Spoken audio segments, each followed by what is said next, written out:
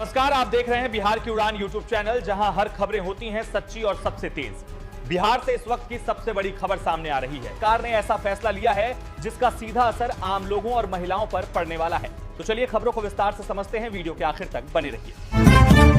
बिहार की राजनीति में ऐतिहासिक बदलाव की उल्टी गिनती शुरू हो चुकी है। मुख्यमंत्री नीतीश कुमार ने आज 6 अप्रैल को अपने आवास पर जेडीयू नेताओं की एक महत्वपूर्ण बैठक बुलाई, जिसमें पार्टी की भावी रणनीति और नीतीश के बेटे निशांत कुमार के राजनीतिक भविष्य पर चर्चा हुई। नीतीश कुमार 9 अप्रैल को दिल्ली रवाना होंगे और 10 अप्रैल को राज्यसभा सदस्य के रूप में शपथ लेंगे। शपथ के बाद वे पटना लौटकर मुख्यमंत्री पद से इस्तीफा देंगे। बिहार की जनता और राजनीतिक दल दोनों नए सीएम के नाम को लेकर उत्सुक है। एनडीए की बैठक 14 अप्रैल को नए नेता के चुनाव के लिए निर्धारित है और लगभग तय माना जा रहा है कि नया मुख्यमंत्री बीजेपी का होगा। सम्राट चौधरी का नाम सबसे प्रमुख है, क्योंकि वे कुशवाहा समुदाय के बड़े नेता है, जो बिहार की दूसरी सबसे बड़ी पिछड़ी जाति है। इससे बीजेपी का ओबीसी समीकरण मजबूत होगा। साथ ही नीतीश कुमार के बेटे निशांत कुमार को उप मुख्यमंत्री बनाने की भी चर्चा है। यह पहली बार होगा जब बिहार में बीजेपी का सीएम बनेगा। सोमवार को बिहार में एक ही दिन 6 बड़े हत्याकांड सामने आए, जिसने सुशासन पर सवाल खड़े कर दिए। मुख्यमंत्री नीतीश कुमार के राज्यसभा जाने से ठीक 4 दिन पहले हुई इन घटनाओं में युवक, महिला और मासूम भी शामिल है। विपक्ष ने इन हत्याकांडों को लेकर सरकार पर तीखा हमला बोला है। राजनीतिक गलियारों में यह घटनाक्रम शासन की कमजोरी के प्रमाण के रूप में देखा जा रहा है। पुलिस ने सभी मामलों में जाँच शुरू कर दी है। आज सीएम नीतीश कुमार की अध्यक्षता में राहत कोष न्यासी परिषद की 24वीं बैठक हुई, जिसमें लगभग 4 करोड़ रुपए की आर्थिक सहायता मंजूर की गई। इस राशि से मृतकों के परिजनों, घायलों, बाल शिविरों और बाल श्रम से मुक्त किशोरों के पुनर्वास के लिए मदद दी जाएगी। अपने मुख्यमंत्री पद के आखिरी दिनों में भी नीतीश इस तरह की प्रशासनिक बैठकें कर रहे हैं। यह उनके कार्यकाल का संभवतः एक अंतिम बड़ा प्रशासनिक निर्णय है। मुंगेर के कासिम बाजार क्षेत्र में 18 वर्षीय युवक ने फांसी लगाकर आत्महत्या कर ली। यह घटना बहन की शादी के बीच हुई, जिससे खुशियों का माहौल मातम में बदल गया। पुलिस ने पोस्टमार्टम कर शव परिजनों को सौंप दिया और मामले की जांच जारी है। परिवार में इस दर्दनाक घटना से पूरा इलाका सदमे में है। पुलिस आत्महत्या के कारणों की गहराई से जाँच कर रही है। इलाके में शोक का माहौल है।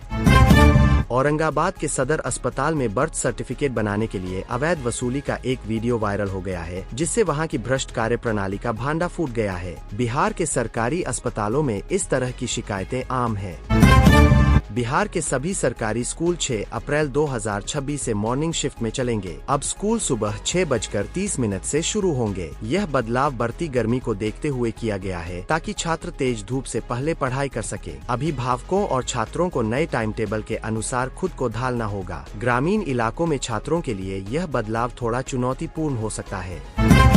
राजद विधायक भाई वीरेंद्र ने आज एक बार फिर भाजपा पर तंज कसा और मुख्यमंत्री नीतीश कुमार पर भी जमकर बोला। उन्होंने कहा कि नीतीश कुमार का राजनीतिक अंत निकट है। इस बयान के बाद सियासत गर्मा गई है। नीतीश के राज्यसभा जाने के प्रसंग में विपक्ष लगातार सरकार पर हमलावर है। जेडीयू ने पलटवार करते हुए विपक्ष की आलोचना को अनर्गल बताया है।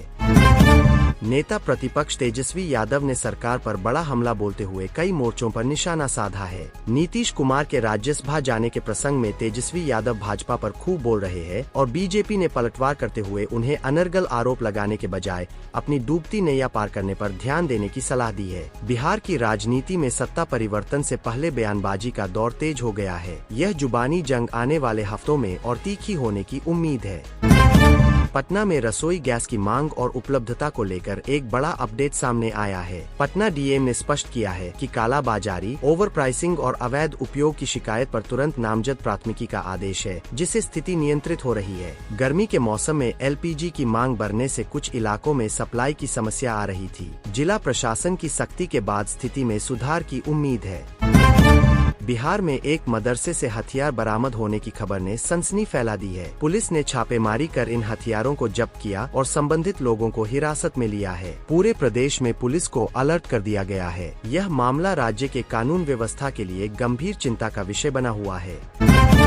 बिहार के मुख्यमंत्री नीतीश कुमार 10 अप्रैल को राज्यसभा सांसद के रूप में शपथ लेंगे। बीजेपी नेता संजय सरावगी ने बताया कि शपथ के बाद मुख्यमंत्री, बीजेपी केंद्रीय नेतृत्व और एनडीए मिलकर आगे की राजनीतिक रणनीति तय करेंगे। नीतीश कुमार पहले ऐसे बैठे मुख्यमंत्री है जिन्होंने राज्यसभा जाने की घोषणा की है। यह इतिहास में पहले कभी नहीं हुआ। यह कदम भारतीय राजनीति में एक नई मिसाल कायम कर रहा है।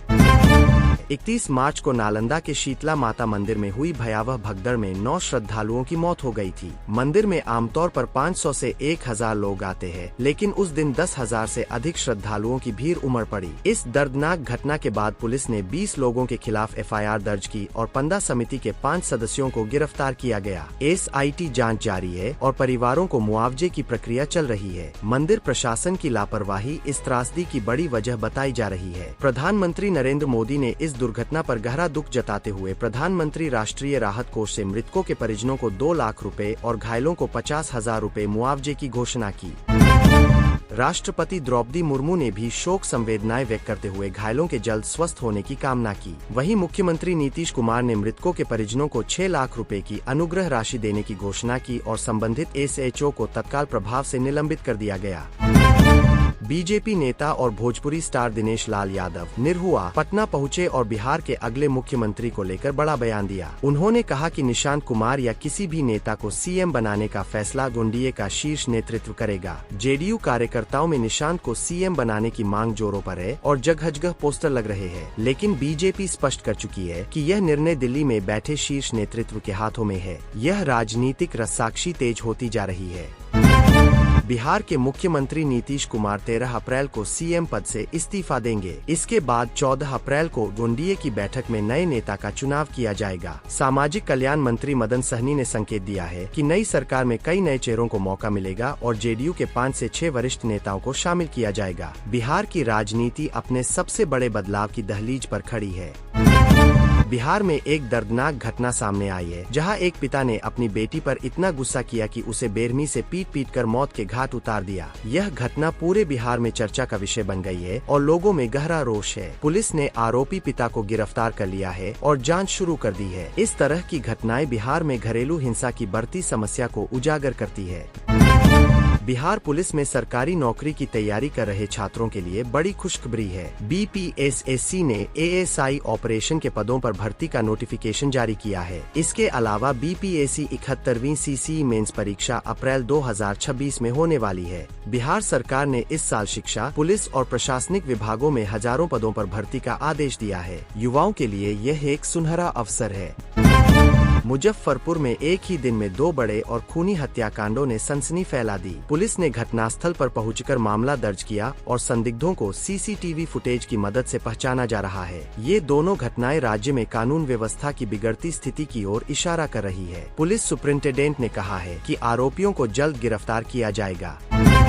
बिहार के उप मुख्यमंत्री विजय कुमार सिन्हा ने स्कूलों के पास मांस और मछली की बिक्री को बच्चों में हिंसा से जोड़ा। उनके इस बयान पर विवाद खड़ा हो गया है। विशेषज्ञों ने कहा कि इस दावे का कोई वैज्ञानिक आधार नहीं है और यह पोषण तथा आहार की स्वतंत्रता से जुड़े सवाल उठाता है। विपक्ष ने इसे गैरजिम्मेदाराना बयानबाजी करार दिया है।